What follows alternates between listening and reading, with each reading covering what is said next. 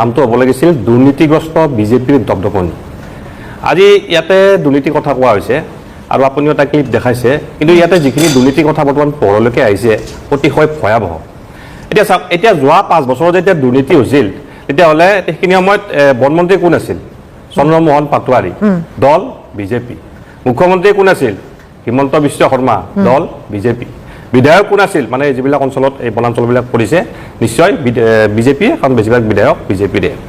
গতিকে এতিয়া এই 5 বছৰত যি বিয়াগুণ দুৰ্নীতি হ'ল তাৰে কাৰণে এতিয়া ইয়াৰে গুৰু দায়িত্ব কোনে ল'ব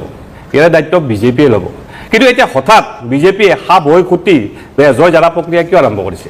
এইটো এইকাৰণে আৰম্ভ কৰিছে এইটো বিজেপি আচলতে বিজেপি কি জানে বিজেপি হৈছে এটা নাটক কোম্পানী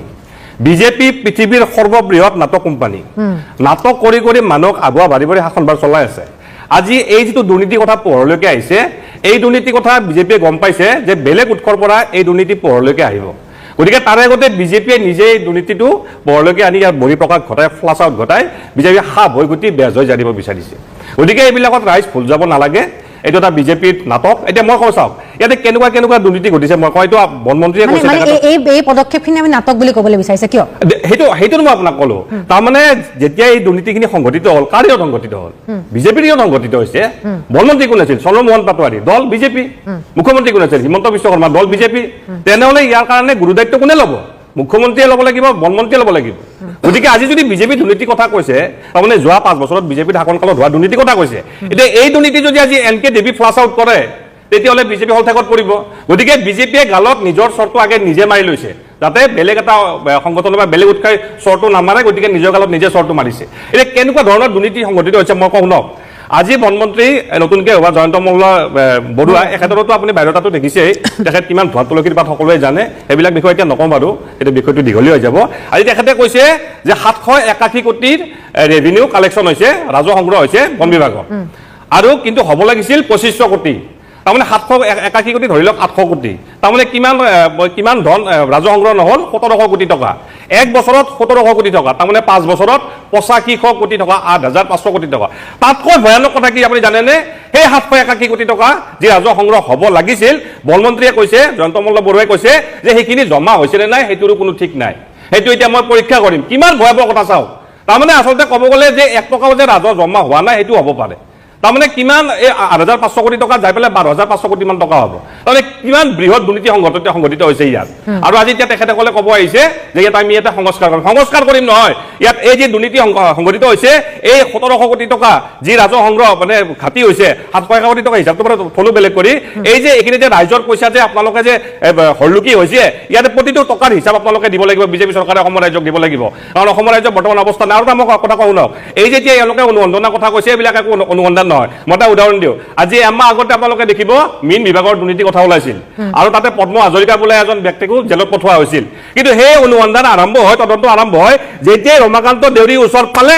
তাৰ পাছত এতিয়া সেই তদন্ত অনুসন্ধানৰ কোনো নাম গোন্ধই নাই তাৰমানে সেই মীন বিভাগতে এইটোৱে হৈছে যে বেলেগ উৎসৰ পৰা এই বস্তুটো ফ্লাছ আউট হোৱাৰ আগতে এইটো বহিঃপ্ৰকাশ ঘটাৰ আগতে তেওঁলোকে নিজে কৈ দিলে যে মীন বিভাগত দুৰ্নীতি হৈছে আৰু কিছুমান সৰু সৰু পুথি খলিহনাত ধৰি যেতিয়া ৰমাকান্ত দেউৰীৰ ওচৰত আহি গ'ল তেওঁলোকে অনুসন্ধান বন্ধ কৰি দিলে এইবিলাক মই কোৱা নাই এইবিলাক আমাৰ বাতৰি কাকতত ফ্লাছ আউট হৈ গৈছে আজি চাওক আজি সচিবালয়ত দুৰ্নীতি হৈছে আজি বীজ নিগমত দুৰ্নীতি হৈছে আজি মীন বিভাগত দুৰ্নীতি হৈছে আজি বন বিভাগত দুৰ্নীতি হৈছে এইবিলাক দুৰ্নীতি এখেতসকলে এইকাৰণে এইটো বহিঃপ্ৰকাশ ঘটাইছে কাৰণ এইবিলাক ইতিমধ্যে কিছুমান সংস্থাই গম পাইছে আৰু তেওঁলোকে এইটো ৰাইজৰ সন্মুখত ৰাখাৰ প্ৰস্তুতি কৰাৰ আগতে তেওঁলোকে এইবিলাক নিজে আগতে দি পেলাই ইয়াতে সাপ হৈ ঘটি বেজ হৈ জানা নাটক কৰিব আহিছে পৃথিৱীৰ সৰ্ববৃহৎ নাটক কোম্পানী বিজেপিয়ে গতিকে ৰাইজক মই কৈছো ৰাইজ সজাগ হৈ থাকক এনেকে প্ৰতিটো বিভাগত দুৰ্নীতি হৈছে আৰু সেইকাৰণে আজি অসমীয়াৰ অস্তিত্ব সংকটত পৰিছে আজি কৃষকৰ অৱস্থা নাই শ্ৰমিকৰ অৱস্থা নাই মূল্যবৃদ্ধিৰ মাধমাৰ পৰিছে চাৰিওফালে হাহাকাৰ অৱস্থা হৈছে আজি শিক্ষামন্ত্ৰী কি কৈছে শেষৰ কথা এটা মই কৈছো শিক্ষামন্ত্ৰী কি কৈছে যে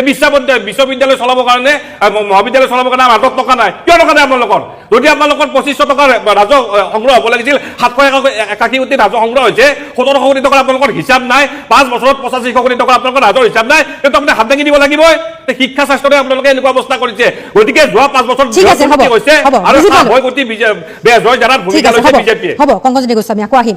মই এবাৰ পাৰ্থপ্ৰতিম মেধিৰ ওচৰলৈ আহিবলৈ বিচাৰিছোঁ বহুখিনি কথা কংকনজ্যোতি গোস্বামীয়ে বহুখিনি কথাই উল্লেখ কৰিছে আপুনি কি ক'বলৈ বিচাৰিব মই অকল চাওক মই অকল কংকন দা বা আপোনাৰ গোপাল দা বা আমাৰ জয়ন্ত দা কোৱা কথাখিনিকে নহয় মই গোটেইখিনিকে একেলগে কৰি কেনে মই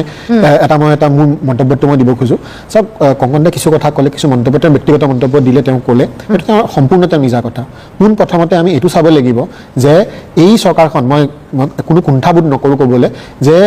বোধ কৰোঁ অসমৰ ইতিহাসত যেতিয়াৰ পৰা আমাৰ কি বুলি কয় স্বাধীনতাৰ পিছত বোধ কৰোঁ এই যোনখন চৰকাৰ এতিয়া বৰ্তমান চলি আছে তেওঁলোকে হয়তো মানে ফৰেষ্ট প্ৰটেকশ্যনৰ কাৰণে যিখিনি পদক্ষেপ লৈছে চাগে মানে অসমৰ ইতিহাসৰ ভিতৰত এই চৰকাৰখনে মানে চবতকৈ মানে বেছি পদক্ষেপ লৈছে ঠিক আছে আমি ফ্ৰিঞ্জ এলিমেণ্টছ হিচাপে আমি দুই এজন আমি ৰেঞ্জাৰ বা মানে কি কয় দুই এজন বিষয়াৰ দুৰ্নীতিৰ কথা আমি উদঙিছে আমি তেওঁলোকৰ ওপৰত একশ্যন ল'ব লাগিব আৰু চাওক যি পদক্ষেপ আমাৰ বিভাগীয় মন্ত্ৰী জয়ন্ত মল্ল বৰুৱা ডাঙৰীয়াই লৈছে এইটো প্ৰশংসনীয় তেওঁ এটা নো টলাৰেঞ্চ জিৰ' টলাৰেঞ্চ এটা মডত তেওঁ আহিছে আৰু নিশ্চিতভাৱে তেওঁ এসপ্তাহ সময় বিচাৰিছে আমি আজি এই ডিছকাশ্যনটো আমি যদি আকৌ এসপ্তাহৰ পিছত কণ্টিনিউ কৰোঁ তেতিয়া মই ভাবোঁ আমি এটা ক্লিয়াৰ পিকচাৰ পাম আজি এটা হেজি পিকচাৰ হৈ আছে ইয়াতে যোনে যি মন যায় তেওঁ ক'বই কিন্তু একচুৱেল পিকচাৰটো একশ্যন লোৱাৰ পিছত ৰিজাল্ট অহাৰ পিছত হ'ব আচ্ছা ইয়াৰ লগতে মই আৰু এটা ক'ব খোজোঁ যিহেতুকে ইমানখিনি কথা কৈছেই যিহেতুকে মই যিহেতুকে মই ক'লোৱেই জয়ন্তদাই মাত্ৰ ক'লে যে চন্দ্ৰমোহন পাটোৱাৰীৰ কথাটো ওলাইছিলে হয় মই আহিম আছোঁ মই একেলগে সাঙুৰি কেনে কথাটো কৈ আছোঁ যে চাওক জয়ন্তদাও আমাৰ গুৱাহাটী উচ্চ মানে হাইকোৰ্টত তেওঁ গভৰ্ণমেণ্টৰ পেনেলত আছে আমি সকলোৱে মই এজন গুৱাহাটী হাইকোৰ্টৰে মই অধিবক্তা এইটো মানে স্বীকাৰ নকৰিলে ভুল হ'ব যে অসম চৰকাৰৰ যোনটো আপোনাৰ ফৰেষ্ট ডিপাৰ্টমেণ্টৰ যোনটো পেনেল আছে মানে যোনটো পেনেলে এতিয়া মানে ডিফেণ্ড কৰে অসম চৰকাৰক গুৱাহাটী হাইকোৰ্টত তেওঁলোকে যি অহৰহ প্ৰচেষ্টা আজি যোৱা 10 বছৰৰ পৰা তেওঁলোকে যি কৰিছে বা মানে কৰি আহিছে এইটো প্ৰশংসনীয় এই বস্তুবিলাকো মই অনুৰোধ কৰিম যে এই ষ্টুডিঅ'ৰ মজিয়াত এইবিলাক কথা ডিছকাশ্যন হ'ব লাগে কি কৰিছে মই কওঁ চাওক বেদখলকাৰী যিমানখিনি আমি গুৱাহাটী হাইকোৰ্টৰ আমাৰ জাজমেণ্টছ আছে য'ত নেকি এনৰোচমেণ্ট ইলিগেল এনৰোচমেণ্টছবিলাক আমি এই টিমটোৰ মানে চেষ্টাৰ কাৰণে ইলিগেল এনৰোচমেণ্টবিলাক অসমৰ বিভিন্ন জাগাত আমি বিভিন্ন আমাৰ বনাঞ্চলবিলাকৰ পৰা আমি উদ্ধাৰ কৰিব আমি সক্ষম হৈছোঁ সেইবিলাকো ডিছকাশ্যন হ'ব লাগে যে কিমান হেজাৰ আমি হেক্টৰ আমি বনাঞ্চল আমি বেদখল মুক্ত কৰিছোঁ আৰু চাওক এই যিখিনি আমি মানুহখিনি কথা কৈছোঁ যে আপোনাৰ এই কি বুলি কয় আপোনাৰ এই মিলবিলাক যে চলাই আছে এইবোৰ মানুহ কোন হয় এইবোৰ মানুহে এইবোৰ মানুহে আপোনাৰ তাতে আপোনাৰ ইলিগেলি থাকে এওঁলোকক কিন্তু আমি ফৰেষ্ট ডুৱেলাৰ হিচাপে গণ্য কৰিলে নহ'ব forest dwellers are different category of people তেওঁলোকে মানে যুগ আদিম যুগৰ পৰা তেওঁলোকে ফৰেষ্টতে বসবাস কৰে ফৰেষ্টকে তেওঁলোকে মাতৃ হিচাপে মানে নিজৰ মানে তেওঁলোকে গণ্য কৰে তাতে থাকে আৰু বৰঞ্চ তেওঁলোকে এফৰেষ্টেশ্যন কৰাত সহায় কৰে কিন্তু যিখিনি ইলিগেল মানুহ তাতে বহিছে তেওঁলোকে এই কামখিনি তেওঁলোকে কৰি আছে আৰু তেওঁলোকক নাকি লগাবৰ কাৰণে এই চৰকাৰখনে যোৱা বিগত 10 বছৰত যিখিনি পদক্ষেপ লৈছে সেইটো প্ৰশংসনীয় আৰু তাতে ক'ৰবাত না ক'ৰবাত যদি আমি প্ৰশংসাৰ পাত্ৰ চন্দ্ৰমোহন পাটোৱাৰী হ'ব কাৰণ কি তেওঁতো নেতৃত্ব দি আছিলে এইবিলাক কথা মই ভাবোঁ এইবিলাক কথা বিবেচনাৰ পাত্ৰ এইবিলাক আলোচনা হ'ব লাগে আৰু ছ'চিয়েল ফৰেষ্ট্ৰি চাওক নট অনলি মানে সংৰক্ষণ কৰা তাৰ উপৰিও ছ'চিয়েল ফৰেষ্ট্ৰিৰ মাধ্যমেৰে কি ধৰণে আৰু এফৰেষ্টেশ্যন কৰিব পাৰে সেইটো কিন্তু এখন চৰকাৰে নজিৰ মানে আমি মানে এক্সাম্পল দিব পৰাকৈ কাম কৰিছে ছ'চিয়েল ফৰেষ্ট্ৰিত মইতো ভাবোঁ আপোনালোকে এটা শ্ব'য়ে কৰিব লাগে যে ছ'চিয়েল ফৰেষ্ট্ৰিত কি ধৰণে এই অসম চৰকাৰৰ ফৰেষ্ট ডিপাৰ্টমেণ্টে কাম কৰিছে মই ব্যক্তিগতভাৱে মই বহুত কেইজন ফৰেষ্টৰ ৰেঞ্জাৰ আৰু মই ফৰেষ্টৰ উচ্চপদস্থ মই বিষয়াক চিনি পাওঁ যোনে দিনে ৰাতি একাকাৰ কৰি কেনে বনাঞ্চল ৰক্ষা কৰিবৰ কাৰণে তেওঁলোকে মানে চেষ্টা কৰি আছে যদি আমি কেইজনমান ফ্ৰিঞ্জ এলিমেণ্টছৰ কাৰণে যদি গোটেই ফৰেষ্ট ডিপাৰ্টমেণ্টটোকে যদি আমি দোষাৰোপ কৰোঁ সেই মানে নিষ্ঠাবান অনেষ্ট আৰু চিনচিয়াৰ অফিচাৰ কেইজনৰ ওপৰত অন্যায় হ'ব মই ভাবোঁ এইখিনি মেইন কথা ঠিক আছে মই আহিম আকৌ মই অকণমান গোৱালপাৰাৰ ননী দাসৰ ওচৰলৈও যাম কিন্তু তাৰ আগতে এটা বিৰতিৰ সময় হৈছে এটা বিৰতি লৈ লৈছোঁ পুনৰ উভতি আহিছোঁ অনুষ্ঠানৰ মাজলৈ আজি আমি বন বিষয়াৰ বা বন মাফিয়াৰ বিশেষকৈ দপদপনিৰ কথা পাতিছোঁ আৰু একাংশ ৰেঞ্জাৰ আৰু বন বিষয়াই যে এই ক্ষেত্ৰত সহায় কৰি থাকে কিছুমান বন মাফিয়াক সেই অৱস্থাটোৰ কথা আমাৰ যেনেধৰণৰ আচলতে বনানীকৰণৰ ক্ষেত্ৰত যেনেধৰণে অগ্ৰণী ভূমিকা আচলতে তেওঁলোকে গ্ৰহণ কৰিব লাগিছিল সেই ক্ষেত্ৰত তেওঁলোকে বন ধ্বংস কৰাৰ ক্ষেত্ৰতে তেওঁলোকে অগ্ৰণী ভূমিকা লোৱা এতিয়া দেখিবলৈ পোৱা গৈছে মন্ত্ৰীসকল কঠোৰ হৈছে ঠিকেই কিন্তু মন্ত্ৰীসকলক কিমান সহায় সহযোগিতা আগবঢ়াব এই ৰেঞ্জাৰসকলে বা DFO সকলে সেয়া এটা ডাঙৰ আৰু গুৰুত্বপূৰ্ণ প্ৰশ্ন এইখিনি মুহূৰ্তৰ মই এবাৰ গোৱালপাৰাৰ পৰা ননী দাস আমাৰ লগত সংযুক্ত হৈ আছে মই আপোনাক স্বাগতম জনাইছোঁ অনুষ্ঠানৰ মাজলৈ আমি বহুতখিনি কথা পাতিলোঁ আপুনি নিশ্চয় শুনিছে এতিয়া কথা হৈছে ফিল্ডত আপোনালোকো বিভিন্ন ঠাইলৈ গৈছে আৰু এই ক্ষেত্ৰত আপুনি বহু আগৰ পৰা মাত মাতি আছে এতিয়া কথা হৈছে যে গোৱালপাৰাৰ যিখিনি আমি খবৰ এতিয়ালৈকে সংগ্ৰহ কৰিছোঁ গোৱালপাৰাৰো বিভিন্ন প্ৰান্তত এনেধৰণে অবৈধ কাঠফলা মিলেই হওক বা বনাঞ্চল ধ্বংসযজ্ঞ এক প্ৰকাৰ চলি আছে আপোনালোকৰ কেনেধৰণৰ কথা বতৰা দৃষ্টিগোচৰ হৈছে কাৰণ ইতিমধ্যে এটা খবৰ আমালৈ আহিছিল মই আৰম্ভণিতে সেইটো কথা উল্লেখ কৰিছোঁ যে DFO বা এই বন বিষয়াসকলে অবৈধ কাঠফলা মিলৰ যিসকল মালিক থাকে তেওঁলোকক আগতীয়াকৈ খবৰ দি দিয়ে অভিযান চলাৰ সময়ত আৰু তেওঁলোকক বিচাৰি পোৱা নাযায় গতিকে এনেধৰণৰ ঘটনাও ঘটি আছে আপোনালোকৰ দৃষ্টি কেনেধৰণৰ ঘটনা দৃষ্টিগোচৰ হৈছে নমস্কাৰ আমাৰ গোৱালপাৰা মই আপোনাক এটা উদাহৰণ দিওঁ যে আমাৰ সৈনিক স্কুলৰ ওচৰত সূৰ্যপাৰৰ ওচৰত হয় প্ৰায় সৈনিক স্কুলৰ 1600 বিঘা মাটি ল'লে ইণ্ডাষ্ট্ৰীয়ে তাত BPSL নামৰ এটা কোম্পানী কৰাৰ কাৰণে প্ৰায় 1 লাখমান গছ কাটিলে আৰু তাৰপিছত দেখা গ'ল তাতে এটা BPCL আৰু গুলছন বুলি ইথানল কোম্পানী আছে আৰু সেই আজিৰ যুগত যিটো চিজ বায়'টেক যিটো আছে এতিয়া খৰি দি সেই ইণ্ডাষ্ট্ৰীটো চলাই আছে আৰু এই গোটেই মিলৰ আপোনাৰ অবৈধ কাঠফলা মিলৰ খৰিবিলাক আনি তাতে ইণ্ডাষ্ট্ৰী চলে আমি এই সম্পৰ্কত DFOক বাৰে বাৰে কমপ্লেইন দিছোঁ যে আজিৰ যুগত আপোনাৰ কেনেকৈ এটা ইথানল কোম্পানী চিজ বায়'টেক আপোনাৰ খৰি দি চলাই আছে য'ত প্ৰধানমন্ত্ৰীয়ে খৰি বনাঞ্চল ধ্বংস নকৰাৰ কাৰণে উজ্জ্বলা আঁচনিৰ জৰিয়তে বিনামূলীয়া গেছ কানেকশ্যন দিছে সেই ক্ষেত্ৰত আপোনালোকে কোন নীতিৰ ভিত্তিত তেওঁলোকক কাঠ খৰিৰে সেই আপোনাৰ চিজ বায়'টেক যিটো ইথানল কোম্পানী য'ত আপোনাৰ 30 ট্ৰাক 40 ট্ৰাক আপোনাৰ পিকআপত তেওঁলোকে খৰি লৈ যায় তেতিয়া DFOই মোক ক'লে যে সেইটো মিলৰ খৰি লৈছে আৰে মিলৰ খৰি কেনেকৈ লয় মিলৰ খৰি তেওঁ অবৈধ মিল হ'ব গতিকে এই ধৰণৰ কাৰবাৰবিলাক চলি আছে আনফালে আমি দেখিছোঁ যে আজি চৰকাৰে যিটো কথা কৈছিলে যে সেই অঞ্চলত পেপচি BPSL কোম্পানীৰ কাৰণে প্ৰায় 1 লাখ গছ শাল গছ কাটিছিলে আৰু চৰকাৰে কৈছিলে যে এডাল গছ কাটিলে আমি 10ডাল গছ ৰুম কিন্তু আজিলৈকে কিন্তু চৰকাৰে কোনো গছ ৰোৱাৰ প্লেন কৰা নাই আৰু আপোনালোকে জানে যে ফললেণ্ড যেতিয়া কৰিলে সেই ফললেণ্ডত কিমান হাজাৰ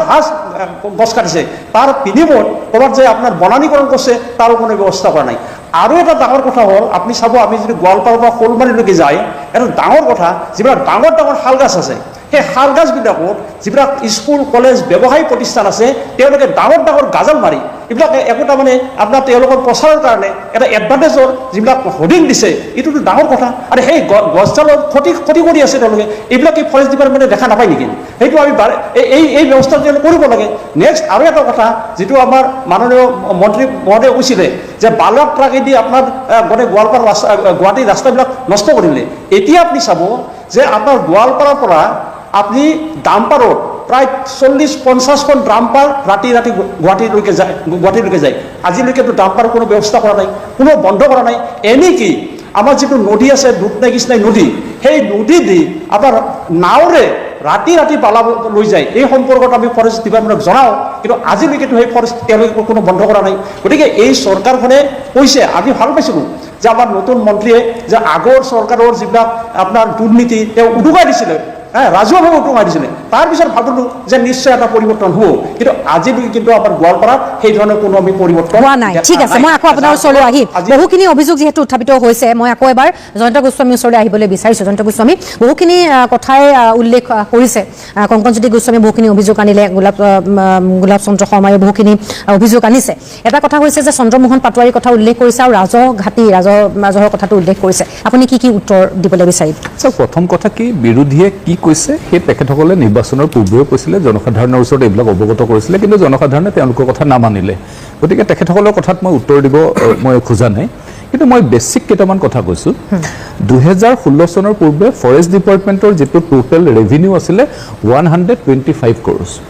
তাক পৰৱৰ্তী সময়ত আমাৰ চৰকাৰে দুইটা চৰকাৰ দিনতে লিকেজবিলাক মাৰি ফৰেষ্ট ডিপাৰ্টমেণ্টৰ যিবিলাক ৰেভিনিউ আৰ্নিং লিকেজ আছে সেই লিকেজবিলাক মাৰি মোটামুটি 700 কোটি টকালৈকে ইতিমধ্যে এক্সটেণ্ড কৰিবলৈ আৰম্ভ কৰিলে আৰু তাতে এইবাৰ মন্ত্ৰী মহোদয়ে কৈছে যে টাৰ্গেট কৰিছে যে নট লেছ দেন 1500 crores এটা টাৰ্গেট কৰিছে তাত 2500 crores-লৈকে আগবঢ়াই লৈ যোৱাৰো এটা প্লেনিং তেওঁ কৰিছে যাতে কম্পিউটাৰাইজ কৰি যাতে যিবিলাক টিপি ট্ৰানজিট পাৰ্মিট দিয়া যায় এণ্টায়াৰ ট্ৰানজিট পাৰ্মিট কম্পিউটাৰাইজ কৰি তাৰপিছত DPS ট্ৰেকিং কৰি এই ধৰণৰ গোটেই কথাবিলাক এটা সুদূৰ প্ৰসাৰী এটা ব্যৱস্থা সলনিৰ এটা তেওঁ ইংগিত ইতিমধ্যে দিছে চাওক এতিয়া তাৰপিছতে আপুনি যিটো কথা ক'লে যে গড় হত্যা গড় ৰোধ হত্যাৰ কথাটো আচ্ছা আছে, এতিয়া কথাটো হৈছে কি যে গড় হত্যা ৰোধ কৰা যোৱা আমাৰ ভাৰতীয় জনতা পাৰ্টীৰ চৰকাৰখন ইতিমধ্যে স্বীকাৰ্য যে সকলোৱে স্বীকাৰ কৰিছে যে গড় হত্যা বন্ধ কৰাত চৰকাৰখন সফল হৈছে কিন্তু এটা কথা ঠিক যে নেচাৰেল ডেথো নিশ্চিতভাৱে ৰাইন হ'ব পাৰে এখন বৃহৎ হাবি তাৰ পৰা এইটো এতিয়া সেই কংগ্ৰেছ চৰকাৰ দিনতে ক'ৰবাত মানে কোনোবা সেই ধৰণৰ হত্যাকাৰীয়ে ক'ৰবাত ৰাখি থোৱা খৰগৈ আনিছে নে নাই সেই কথাটো ইনভেষ্টিগেশ্যনত ওলাব গতিকে এতিয়া আমি এই ৰিচেণ্ট যিটো সোণাপুৰত যিটো খৰ্গ চিজ কৰা হৈছে সেই চিজ কৰা খৰ্গটো যে পূৰ্বৰে ক'ৰবাত মানে তাক চেল মানে ক'ৰবাত ৰাখা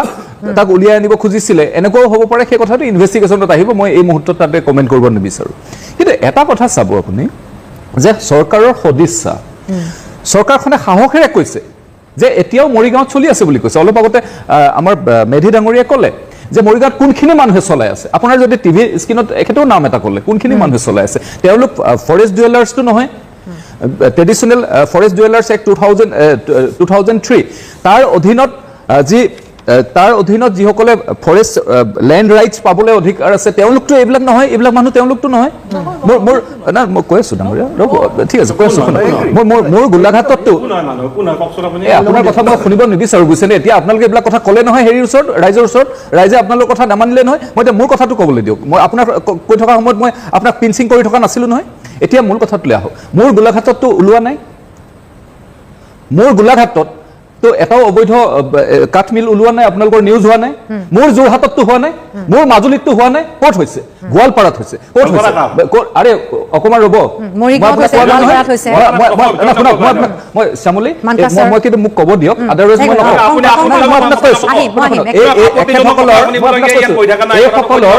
এইসকলৰ এখেতসকলে এইবিলাক কথা নক'ব আপোনালোকে কৈ লাভ নাই আপোনালোকে এইবিলাক কথা শ্যামলী ডাঙৰীয়ানী মই আপোনাক কৈছোঁ যদি মোক খুব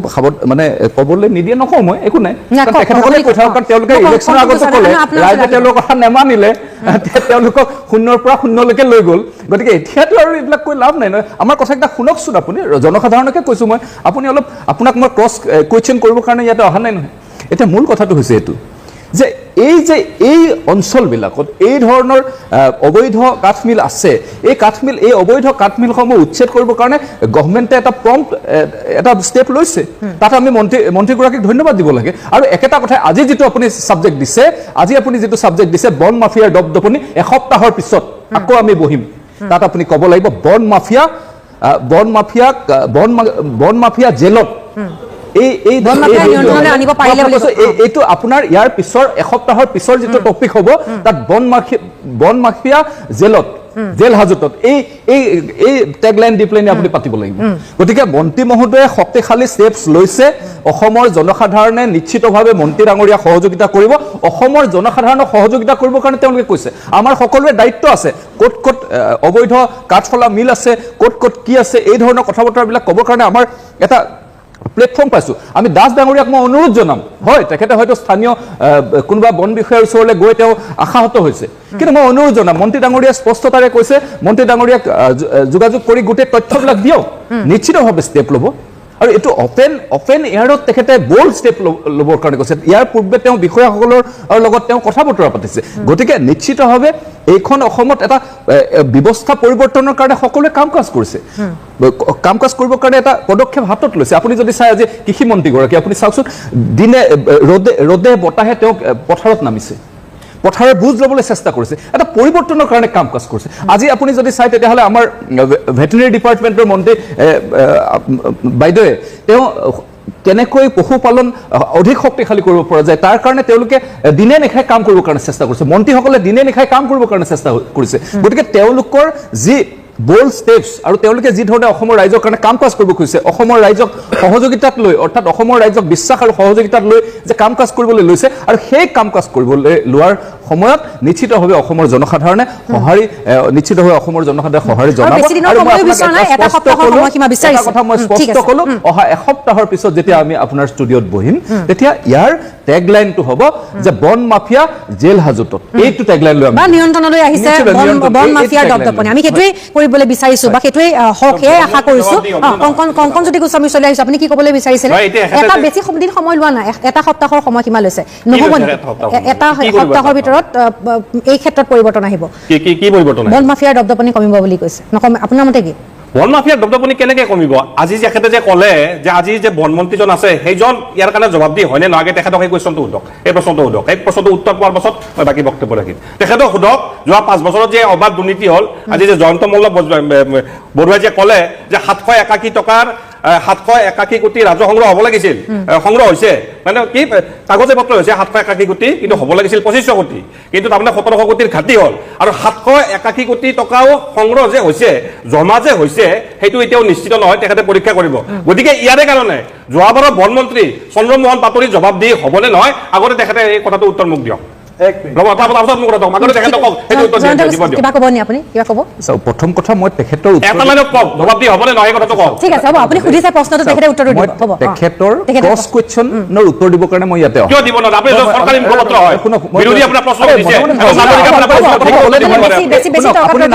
আপুনি এটা দলৰ প্ৰতিনিধি অজাপৰ আপোনালোকে মই আপোনাক আমি ৰাইজক উত্তৰ দিম মই সাধাৰণ নাগৰিক হিচাপে মই প্ৰশ্নটো কৰিছো বনমন্ত্ৰী জবাবদিহি হ'বনে নহয় ঠিক আছে হ'ব আপুনি প্ৰশ্নটো কৰিলে হ'ব এই চিঞৰ বাখৰ যে আমি কৰিছো আমি যিমান যিটো শব্দতে ইয়াত কওঁ আমাৰতো টিভিত গৈ আছে বেছি চিঞৰিলে বেছিকে যায় নেকি নাযায় নহয় গতিকে আমাৰ এই চিঞৰ বাখৰ কৰি লাভ নাই কাৰণ এইবিলাক চিঞৰ বাখৰ ইলেকশ্যনৰ পূৰ্বে তেওঁলোকে কৰিলে একো নহ'ব গতিকে তেওঁলোকক আৰু কৈ লাভ নাই এতিয়া মই জনসাধাৰণৰ জ্ঞাতাৰ্থে কৈছো মই তেওঁলোকৰ উত্তৰ নিদিওঁ মই জনসাধাৰণৰ উত্তৰ দিব বিচাৰিছোঁ যে লিকেজ বন বিভাগৰ ৰেভিনিউ কালেকশ্যনত আটাইতকৈ ডাঙৰ বস্তুটো হৈছে লিকেজ ৰেভিনিউ লিকেজ হয় যিটো বস্তু 2016 চনৰ পূৰ্বে 125 কোটি টকা মাত্ৰ অসমৰ বন বিভাগৰ ৰেভিনিউ আছিলে শুনক এই এখানে বৰ চিঞৰে এই চিঞৰাটো বেয়া কথা প্ৰদূষণ কৰি লাভ নাই নহয় এই বিৰোধীৰ চিঞৰ মাৰিছিলে চিঞৰ এটা মাৰো এইবিলাক ইলেকশ্যন আগত মাৰিছিলে নহয় তেখেতলোকে এইবিলাক কাম নিদিলে এইবিলাক নিদিয়ে কাম এতিয়া কথাটো মই কৈ আছো শুনক যে কথাটো হৈছে এইটো যে এই যে যিটো লিকেজ হৈছিলে পৰৱৰ্তী সময়ত সেই লিকেজটো লাহে লাহে মাৰিবৰ কাৰণে চেষ্টা কৰিলে 700 কোটি টকালৈকে ৰেভিনিউ আনিলে 100 কোটি আৰু টকাৰ মূল্যটো বাঢ়িছে এতিয়া কথাটো হৈছে এইটো কিন্তু সম্পদ এতিয়াতকৈ এতিয়া কমিছে নাই কওকচোন গতিকে গোটেই কথাটো হৈছে কি যে এতিয়া গোটেই কথাটো হৈছে কি যে এতিয়া মন্ত্ৰীগৰাকীয়ে কৈছে যে ইলেক্ট্ৰনিক ডিভাইচ লগাম বুলি কৈছে যাৰ ফলত 2500 কোটি টকালৈকে ৰেভিনিউ হ'ব বুলি কৈছে ৰেভিনিউ আৰ্ন হ'ব বুলি কৈছে এটা সাইন্টিফিক মেথডৰ কালেকশ্যন যাতে লিকেজ জিৰ' হয় এই কথাটোৱে কৈছে তেওঁৰ যেটো প্ৰেছ কনফাৰেন্স আছিলে আৰু বিষয়াসকলৰ লগত কথা বতৰা আছিলে সামলি যদি আপুনি যদি ভালকে মন কৰে তাত এইটো কথা কৈছে গতিকে লিকেজ যাতে কভাৰ আপ হয় তেওঁলোকে যাতে তাত প্ৰতিখন ডাম্পাৰ মানে প্ৰতিখন টিপিক কম্পিউটাৰাইজ জেনেৰেট হয় একে কথাটো হৈছে কি যে তাত তাত যেটো জিপিএস ডিভাইস ক্ৰিয়েট লগাব এই ধৰণৰ কথা বতৰাবিলাক কৈছে তো গতিকে এটা কথা ঠিক মন্ত্ৰী এটা নতুন উদ্যমৰে এজন নতুন মন্ত্ৰী আহিছে এটা বিভাগলৈ ফৰেষ্ট ডিপাৰ্টমেণ্টৰ ইয়াৰ পূৰ্বৰ মন্ত্ৰীগৰাকীয়ে যি ধৰণে সংস্কাৰ কৰিব লাগে এটা পৰ্যায়লৈকে কৰিলে এতিয়া এটা নতুন এজন যুৱ মন্ত্ৰী আহিছে আজি এটা এনাৰ্জেটিক মন্ত্ৰী এজন আহিছে নতুন কথা বতৰা নতুন চিন্তা লৈ প্লেনি আহিছে নতুন কথা বতৰা নতুন চিন্তা লৈ এজন নতুন মন্ত্ৰী এটা বিভাগৰ দায়িত্ব ল'ব খুজিছে আৰু দায়িত্ব লৈ তেওঁ এটা নতুন কথা বতৰাবিলাক জনসাধাৰণৰ ওচৰত কৈছে আমাৰ দায়িত্ব কি আমি তেওঁক সহযোগিতা কৰিব লাগে আমি তেওঁক এটা সময় দিব লাগে আৰু তেওঁ কৈছে এসপ্তাহৰ ভিতৰত এইটো বন্ধ কৰিম বুলি কৈছে স্পষ্টতাৰে কৈছে এসপ্তাহ সময় অসমৰ ৰাইজৰ পৰা লৈছে আৰু অসমৰ ৰাইজক এটো আহ্বান কৰিছে যে যতে চুকে কোনে যদি কৰবাত যদি বন ধ্বংস হৈছে বা এই ধৰণৰ যদি বন মাফিয়া আছে আৰু যদি তাত কৰবাত যদি কাঠমিল যদি হৈছে বন্ধ কৰি দিলে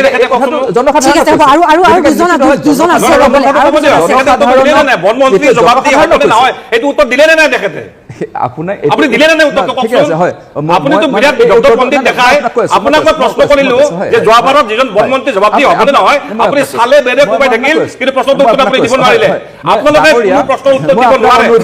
কাৰণ আপোনালোকৰ মই কৈছো আপোনালোক নাটক কোম্পানী হয় নাটক কৰিব পাৰে আপোনালোকে আগফালে মিয়াৰ ব্ৰেণ্ডিং আৰু মাৰ্কেটিং কৰিব পাৰে পিছফালে বাংলাদেশী বিহাৰী আৰু ভোজপুৰীৰ যি ভোট বেংকৰ পলিটিক্স ৰাজনীতি হেৰি কৰিব পাৰে তাৰবাবে একো কৰিব নোৱাৰে আপোনালোকে যেনেকৈ এনআৰচি ধোৱাচাঙত তুলি অসমীয়া জাতিক নিখোজ কৰিব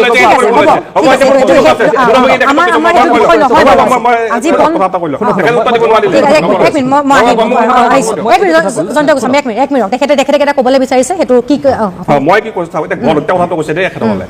গড় হত্যা তেওঁলোকে যোৱা 10 বছৰ চিঞৰি থাকিল গড় হত্যা ৰোধ কৰিলো আমি গড় হত্যা ৰোধ কৰিলো আৰু আমি সদায় কৈ থাকিলো যে গড় হত্যা কোনে কৰিছে এইটো কওক যে কোনে কৰিলে গড় হত্যা আপোনালোকৰ বিয়াগুণ চৰকাৰ আছে তেওঁলোকে ক'ব পাৰিলে নে তেওঁলোকে ক'ব পাৰিলে কোনে গড় হত্যা কৰিলে নোৱাৰিলে কিয় নোৱাৰিলে জানেনে আৰু কংগ্ৰেছৰ যিখিনি মানুহ আছিল আজি বিজেপিটো সেইখিনি মানুহে আছে ইয়াত কোনো কংগ্ৰেছ বিজেপি নাই ইয়াত আছে হিমন্ত বিশ্ব শৰ্মা বাহিনী গতিকে যদি গড় হত্যা কোনে কৰিছে এইটো ক'ব লাগে তেতিয়াহ'লে এই যিখন মন্ত্ৰী হবা ইয়াৰে বেছিভাগ মন্ত্ৰীয়ে তাতে অভিযুক্ত হ'ব মই আপোনাক ক'লো আৰু সেইকাৰণে এইবিলাক চব নাটক যেনেকৈ তেওঁলোকে গড় হত্যা ৰোধ কৰা বুলি ক'ব পাৰে কিন্তু গড় হত্যা কোনে কৰিছে এইটো ক'ব নোৱাৰে আজি তেখেতসকলে ক'ব পাৰে যে আমি সংস্কাৰ কৰিম যিটো বন বিভাগৰ যিটো দুৰ্নীতি হৈছে আমি সংস্কাৰ কৰিম কিন্তু তেখেতসকলে ক'ব নোৱাৰে যে যোৱাবাৰ তাতে যি মন্ত্ৰী আছিল তেখেতক জবাব তেওঁলোকে কৰিব নোৱাৰে গতিকে তেওঁলোকৰ নাটক তাৰ বাহিৰে গোলাপ চন্দ্ৰ শৰ্মাই কিবা এটা ক'বলৈ বিচাৰিছিলে কথাটো এনেকুৱা গোস্বামী ডাঙৰীয়াই এনেকৈ সাধাৰণতে কথা নকয় মই পাইছোঁ তেওঁ শাসন নিৰ্দিষ্ট দলৰ মুখপাত্ৰ হিচাপে খুব ভালকৈ কথা কয় আজি কিয় তেনেকুৱা হৈছে মই বুজি পোৱা নাই এতিয়া কথাটো হৈছে কি হয় তেখেতসকলক ৰাইজে ভোট দি আকৌ শাসনত বহুৱাইছে কিন্তু এটা বৃহৎ সংখ্যক মানুহে বিৰোধী পক্ষকো ভোট দিছে গতিকে ইয়াৰ অৰ্থ হৈছে যে শাসকীয় দলে ৰাইজৰ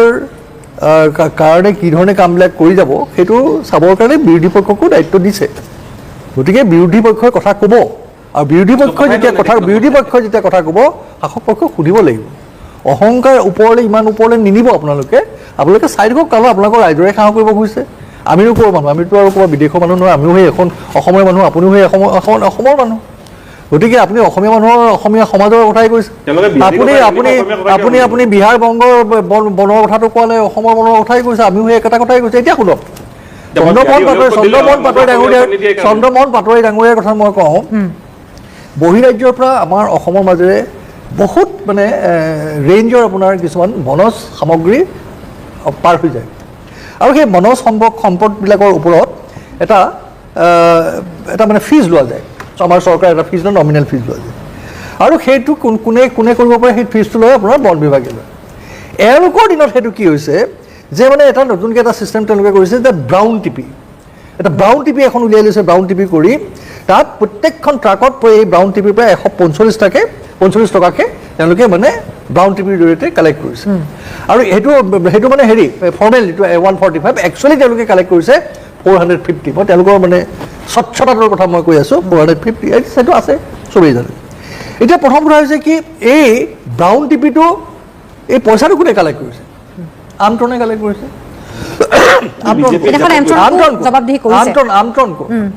হু হেজ অথৰাইজ আমট্ৰন বিজেপি কোনে এই আমট্ৰনক কোনে কৰিলে তেওঁলোকে যিটো আপোনাৰ দুৰ্নীতিৰ কথা কৈছে এইটো is it not sham ways and means to cover up যিটো ঘটনা মানে যাতে নাহে ডাইৰেক্টলি আপোনাৰ বন বিভাগত এইটো হৈছে 3 লাখ ট্ৰাক আৰু ডাম্পাৰৰ পৰা এই বিটিপিৰ জৰিয়তে যোৱা বছৰ 3 লাখ আপুনি জাষ্ট ইমাজিন কৰক 145 যিটো আহিছে এই যে আপোনাৰ কৈ আছে যে পইচা গোট পালে নে নাপালে এইটো কথাই কৈ আছে আপোনাৰ মোৰ মিনিষ্টাৰ সেইখিনি পাব নে নাপাব এইটো পইচাটো জমা হৈছে আমট্ৰনত আমট্ৰনৰ পৰা সেই পইচাটো আহিব নে নাহিব বন বিভাগলৈ আৰু যিখিনি অলৰেডি সেইখিনিতো হিচাপ কিতাপ হৈয়ে গ'ল গতিকে এই কথাবিলাক যিবিলাক হৈছে এখেতসকলে ঠিক আমাৰ এখেতে কোৱাৰ নিচিনাকৈ যে ওলাই যোৱাৰ আগতেই এইটো আগতে কৰা হওক যেনেকে তেওঁলোকে ধৰ্মৰ ঠিকা লৈছিলে ৰাম মন্দিৰ কৰিলে যে ৰাম মন্দিৰ তেওঁলোকৰ কাৰণে তেওঁলোকে যে গোটেই দক্ষিণ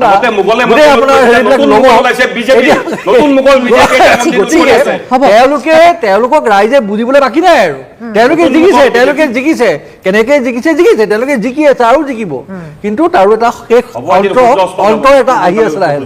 মানুহে এতিয়া মানুহৰ ফ্ৰাষ্ট্ৰেশ্যন আহি আছে লাহে আজি এতিয়া যেতিয়াই তেওঁলোকে ৰামৰ যেতিয়া হাত দিলেগে ৰাম জন্মভূমিত আৰু গোটেই ঠিক আছে বাৰু হ'ব সেইটো বিষয়লৈ গ'লে অলপ বিষয়টো বেলেগ হ'ব ন মই আহিম যজ্ঞ গোস্বামীৰ ওচৰলৈ মোৰ এটা বিৰতিৰ সময় হৈছে এটা বিৰতি লৈ পুনৰ উভতি আহিছোঁ অনুষ্ঠানৰ মাজলৈ মই আকৌ এবাৰ পাৰ্থপ্ৰতিম মেধিৰ ওচৰলৈ আহিবলৈ বিচাৰিছোঁ বহুতখিনি কথা আচলতে ওলাইছে আপুনিও উত্তৰ দিবলৈ নিশ্চয় বিচাৰিব এই যিখিনি বনভূমি আপুনি বেদখল মুক্ত কৰাৰ কথাটো প্ৰথমেই উল্লেখ কৰিছে কিন্তু এতিয়া গোপাল চন্দ্ৰ শৰ্মাই বহুখিনি কথা উল্লেখ কৰিলে আপুনি কিবা ক'বলৈ বিচাৰিব নেকি নিশ্চিতভাৱে চাওক গোপাল দাই হওক বা আমাৰ গোস্বামী দাই হওক তেওঁলোকে বহুতখিনি কথা ক'লে তেওঁলোক বিৰোধী কণ্ঠ তেওঁলোকে নিশ্চিতভাৱে তেওঁলোকে তেওঁলোকে চৰকাৰৰ এগেইনষ্টত তেওঁলোকে কথাখিনি ক'বই কিন্তু এইটো এটা ডেমক্ৰেচিৰ কাৰণে এটা হেল্ডি চাইন আমি অপটিমিষ্টিক মানুহ আমি বিচাৰোঁ অসমৰ সামগ্ৰিক উন্নয়ন আমি বিচাৰোঁ যে অসমৰ যিখিনি আমাৰ বনাঞ্চল আছে সেইখিনি সংৰক্ষিত হৈ থাকক আৰু চাওক ছাষ্টেইনেবল ডেভেলপমেণ্ট বুলি এটা কথা আছে ছাষ্টেইনেবল ডেভেলপমেণ্ট তাকে কয় যে মই ৰিচোৰ্চেছখিনিক মই মোৰ নিজৰ জীৱনকালত মই ইউজ কৰিম আৰু পৰৱৰ্তী মোৰ যিটো মোৰ কি বুলি কয় মোৰ প্ৰজন্ম সেই প্ৰজন্মলৈও মই নেচাৰেল ৰিচোৰ্চেছখিনি মই এৰি থৈ যাম আৰ্ট সামিটৰ পৰা আৰম্ভ কৰি ভাৰতবৰ্ষ নিজে তাৰে পাৰ্ট আছিলে 1992 ৰিঅ' ডি জেনেৰিঅ'ত হৈছিলে মই সেইবিলাক কথালৈ নাযাওঁ এতিয়া মই আমাৰ বিষয়বস্তুটোলৈ আহোঁ চাওক এই বিষয়বস্তুটোলৈ যেতিয়া আমি কথা পাতি আছোঁ মূল কথাটো হ'ল যে ৱেডাৰ আমাৰ ফৰেষ্ট ডিপাৰ্টমেণ্টে মানে তেওঁলোকে যিখিনি তেওঁলোকৰ দায়িত্বত মানে তেওঁলোকৰ